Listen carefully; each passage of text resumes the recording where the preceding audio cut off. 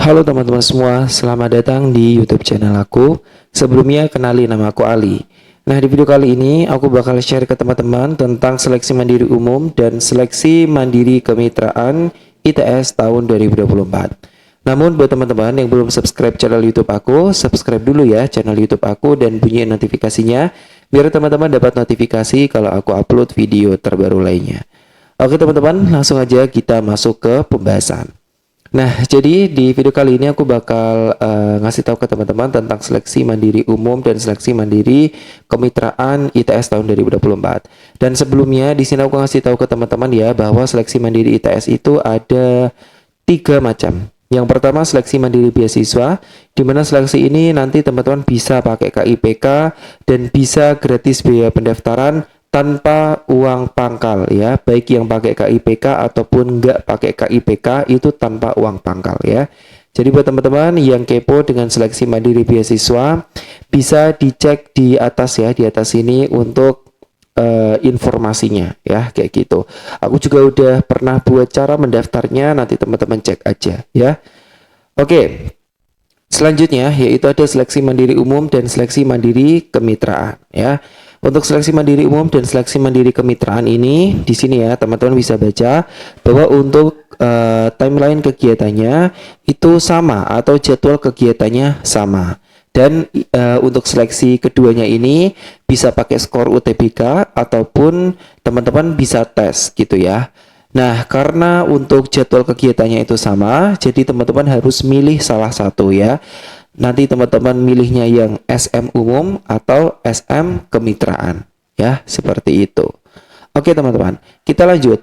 Nah, kedua jalur ini yaitu seleksi mandiri umum dan seleksi mandiri kemitraan diperuntukkan bagi lulusan 3 tahun terakhir, yaitu tahun 2022, 2023, dan 2024. Nah, kayak gitu. Bedanya kalau seleksi mandiri umum ya berarti hanya ini saja yaitu untuk lulusan 3 tahun terakhir. Tetapi kalau seleksi mandiri kemitraan lulusan 3 tahun terakhir dan dari rekomendasi instansi mitra yang berminat pada program sarjana dan sarjana terapan. Orangnya ya yang berminat ya. Sarjana dan sarjana terapan dengan persyaratan yang ditentukan ITS kayak gitu. Nah, nanti teman-teman itu bisa menggunakan 2 skema ya yang udah aku jelasin tadi yaitu pakai UTBK ataupun TKA SMITS atau ujian lagi. Gitu. Keduanya sama ya, kemitraan maupun yang umum. Nah, oke kita lanjut ke bagian yang langsung ke persyaratan ya teman-teman ya. Nah, yang persyaratannya yang seleksi mandiri umum yang pertama membuat atau memiliki akun My ITS Admission. Yang kedua, WNI dan memiliki NIK. Yang ketiga, lulusan SMA 3 tahun terakhir, umur maksimal 25 tahun per 1 Juli 2024, memiliki NISN, mengikuti UTBK atau memiliki atau mengikuti TKASM ITS ya. Nah, nanti buat teman-teman yang mengikuti UTBK dibuktikan dengan nomor peserta UTBK ya. Kayak gitu. Tidak dinyatakan lulus SNBP, memenuhi persyaratan lain yang ditentukan oleh ITS termasuk memiliki kesehatan yang memadai sehingga tidak mengganggu kelancaran proses studi. Nah, untuk yang persyaratan seleksi mandiri kemitraan sama persis ya dengan seleksi mandiri umum. Namun ada sedikit perbedaan yaitu di poin ketiga dan ke-7 ya. Poin ketiga. Ya, poin ketiga ini dia putra atau putri karyawan dan merupakan utusan instansi mitra, perusahaan, pemprov, pemkap, pemkot yang mempunyai nota kesepahaman dengan ITS ditunjukkan dengan adanya perjanjian kerjasama sesuai dengan daftar mitra di tab instansi mitra. Ini ya instansi mitra ya. Tapi untuk instansi mitranya ini belum diupdate ya teman-teman ya. Jadi masih kosongan, nanti bakal diupdate pada saat waktunya gitu ya. Nanti ITS bakal update gitu ya teman-teman. Insya Allah kalau mungkin udah dibuka pendaftarannya mungkin nanti bakal diupdate gitu ya. Terus kemudian yang ketujuh memiliki dan mengunggah nilai rapot SMA atau sederajat atau paket C semester 1 sampai dengan 6 ya untuk yang seleksi mandiri umum gitu.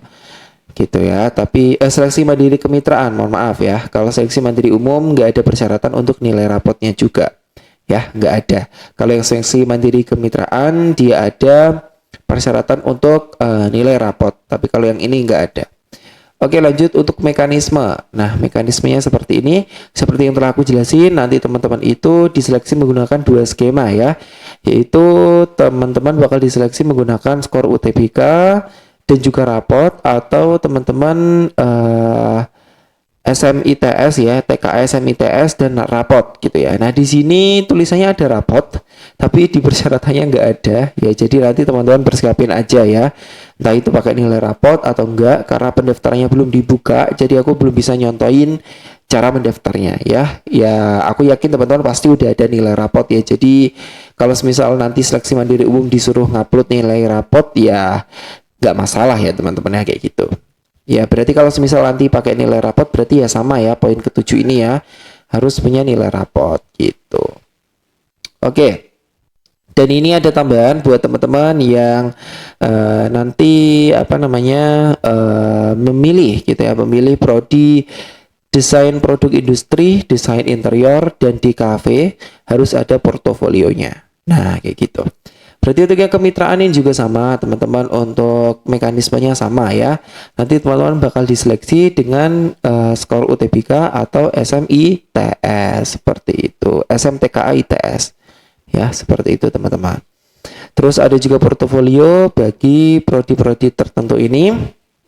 Nah, terus kemudian ini ada tambahan pendaftar yang mendaftar melalui seleksi mandiri kemitraan, berlaku ketentuan sebagai berikut. Yaitu yang pertama, pendaftar adalah utusan instansi mitra ya, yang tercantum dalam daftar mitra. Kayak gitu. Terus lanjut, setelah melakukan pendaftaran, peserta harus mengirim bukti pendaftaran pada instansi terkait untuk direkap dalam daftar rekomendasi. Yang ketiga, instansi mitra diwajibkan mengirimkan rekap calon peserta seleksi mandiri kemitraan yang direkomendasikan. Lanjut, instansi mitra mengunggah surat rekomendasi ke tautan yang dikirimkan pada PIC kerjasama instansi mitra.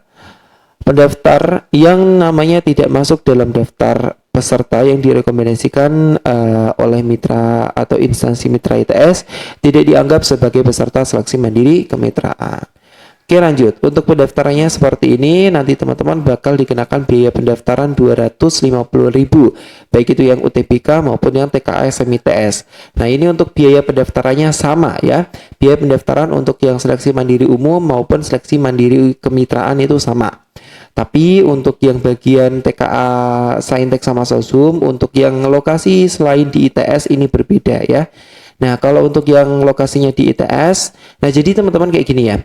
Untuk biaya pendaftaran dan biaya mata ujiannya itu berbeda. Jadi teman-teman nanti bayar biaya pendaftaran sendiri, bayar biaya ujiannya juga berbeda lagi gitu. Jadi kalau misal nanti teman-teman UTBK ya berarti 250.000 kayak gitu. Tapi kalau misal nanti teman-teman TKA SMITS ya berarti 250.000 plus 100.000 atau 200.000 tergantung teman-teman pilih TKA Saintek, Sosum atau campuran gitu ya.